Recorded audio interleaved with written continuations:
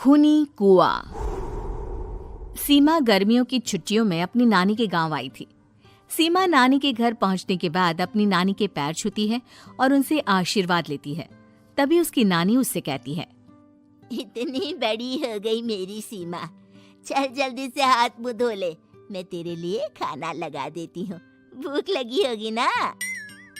हाँ नानी, भूख तो लग रही है मुझे, आपके हाथ के बने हुए पीले दाल और चावल खाने की। कितना टाइम हो गया है मुझे आपके हाथ का बना हुआ दाल चावल खाए हुए। तू तो नौकरी में व्यस्त थी, तो तुझे कहाँ से टाइम मिलेगा अपनी नानी के लिए? और जब इतने टाइम बाद आई है तो ज्यादा टाइम के लिए रुक कर जाएगी तू। हाँ नानी, इस बार पूरे 2 महीने के लिए आई हूँ। सीमा की नानी अंदर जाकर उसके लिए खाना बनाने लगती है। सीमा कमरे में अकेली होती है, तभी उसे किसी औरत के रोने की आवाज सुनाई देती है। वो कभी खिड़की से बाहर झांकती है तो कभी दरवाजे से बाहर झांकती है। उसे समझ में नहीं आ रहा होता है कि आखिर रो कौन रहा है। तभी नानी खाना लेकर आ जाती है। वो अपनी नानी से कहती है, नानी, कोई औरत रो रही है क्या? मैं जब से यहाँ आई हूँ तब से मुझे यहाँ किसी औरत की रोने की आवाज आ रही है। हे भगवान, कहीं ये वही तो नहीं? बोलो ना नानी। अरे कोई नहीं रो रहा, ये तेरे मन का वहम है। और तू ना अब खाना खा ले, ज्यादा यहाँ वहाँ की बातों में ध्यान मत दिया कर।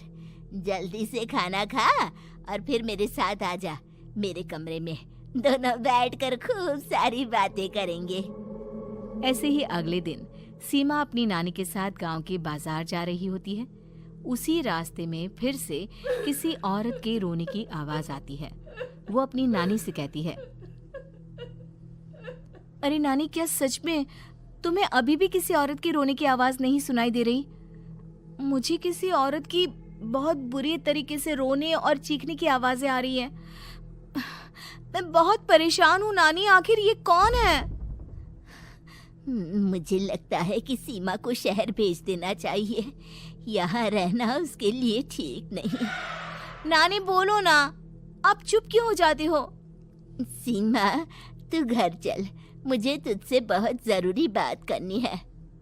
नानी सीमा को घर ले आती है और सीमा से कहती है, सीमा, कल सुबह तू शहर वापस चली जाएगी। अरे अचानक? आखिर क्या बात है नानी, आप मुझे ऐसे जाने को क्यों कह रही हो? मैं बस जो कह रही हूँ उस पर ध्यान दे। तू कल सुबह यहाँ से चली जाएगी, और ये बात मैं कोई मजाक में नहीं बोल रही। तू कल जाएगी तो मतलब जाएगी। अरे नानी, चली जाऊंगी मैं, ठीक है, पर आखिर बात क्या है ये तो बता दो। मम्मी से कोई बात हुई है या फिर मुझसे कोई गलती हुई है जो तुम मुझे अचानक से जाने के लिए बोल रही हो? देख सीमा, रात बहुत हो चुकी है और मुझे इस बारे में कोई बात नहीं करनी। चल, अब चल के मेरे साथ सो जा। सुबह की बस पकड़कर तुझे शहर भी तो जाना है। सीमा को अपनी नानी का ऐसा व्यवहार देखकर बहुत ही अजीब लगता है। उसे कुछ समझ में नहीं आ रहा होता है कि आखिर उसकी नानी उसे अचानक से गांव छोड़कर जाने के लिए क्यों कह रही है। ये सारी बातें सोचते सोचते सीमा की आंख लग जाती है और वो अपनी नानी के साथ सो जाती है।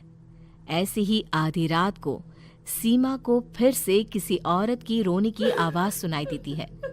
वो उस औरत की आवाज सुनकर बार बार करवटें बदल रही होती है और तभी उसे सपने में भी एक अजीब सी औरत की परछाई दिखाई देती है, जो इतना चीख चीख कर रो रही होती है कि सीमा डरकर उठ जाती है।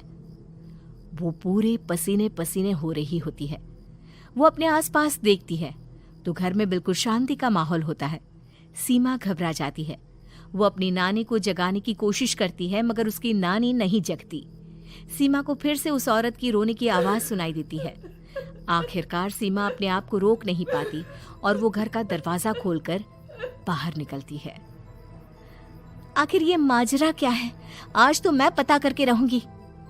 अब आवाज का पीछा करते हुए सीमा आधी रात को गांव के चौपाल के पास बने कुएं के पास पहुंच जाती है, जहां कुएं की चारों ओर बेड़ियां लगी होती हैं उन बेड़ियों में लगे हुए ताले के साथ एक लाल रंग का कपड़ा और माता रानी का कलावा बंधा होता है। उस कुएं में से सीमा को किसी के रोने की आवाज आती है। सीमा परेशान हो जाती है। इस कुएं में कौन है? कौन है यहाँ? सुनो, कौन है? कौन रो रहा है? वो चिल्ला चिल्ला कर पूछती है और साथ ही लोगों को जगाने की कोशिश करती है, मगर किसी को भी उसकी आवाज सुनाई नहीं देती। अब सीमा खुद उस कुएं के पास की बेड़ियों और तालों को खोलने की कोशिश करती है और किसी तरह कुछ देर की मशक्कत के बाद सीमा उसको खोल भी देती है। और जैसे ही वो कुआं खोलकर उसके अंदर झांकती है, सीमा उस कुएं में गिर जाती है। इतने में उसकी नानी की नींद भी खुल जाती है और सीमा को पास ना देखकर नानी परेशान हो जाती है।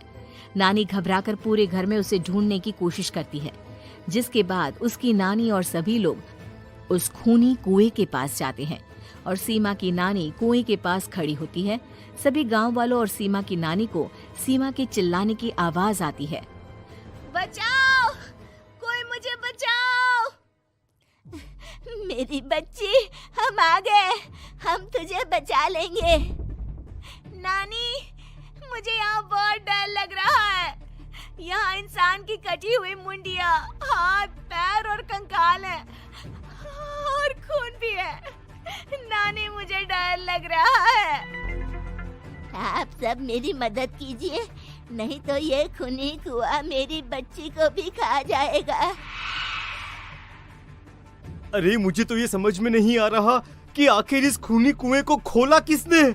सालों पहले इसको इतनी मुश्किलों के बाद तांत्रिक बाबा ने बंद किया था।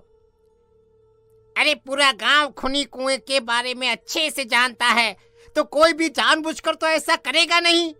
मतलब किसी ने अनजाने में इसे खोल दिया है भैया।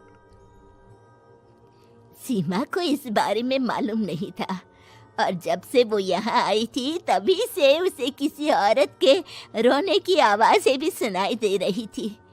कहीं सीमा ने ही तो उसे नहीं खोला। अगर ऐसा है तो फिर सीमा का बचना बहुत मुश्किल है। वहीं कुएं के अंदर सीमा रोते हुए बैठी होती है कि उसे आवाज सुनाई देती है जो कुएं के बाहर खड़े गांव वालों में से किसी को सुनाई नहीं देता। आज सालों के बाद मुझे ताजा खून मिलेगा। तेरा खून पीकर आज मैं अपनी प्यास बुझाऊंगा।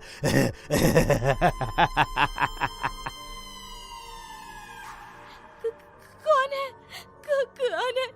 मत मारो प्लीज, मुझे जाने दो प्लीज। मैंने किसी का क्या बिगाड़ा है? वो तुझे मरने के बाद पता चल ही जाएगा। जितने में गांव वाले और सीमा की नानी कुछ सोच पाते, उतने में उन्हें सीमा के चिल्लाने की आवाज आती है और अगले ही पल सब शांत हो जाता है। क्या हुआ? सीमा, मेरी बेटी। माफ करना बहन, लेकिन अब सीमा वापस नहीं आएगी। हमें एक बार फिर से कुएं को बंद करना होगा। गांव वाले तभी तांत्रिक को बुला कर लाते हैं। एक बार फिर अपनी शक्ति से तांत्रिक बाबा उस कुएं को हमेशा हमेशा के लिए बंद कर देते हैं और वहां एक बोर्ड लगा दिया जाता है कि यहाँ आना मना है।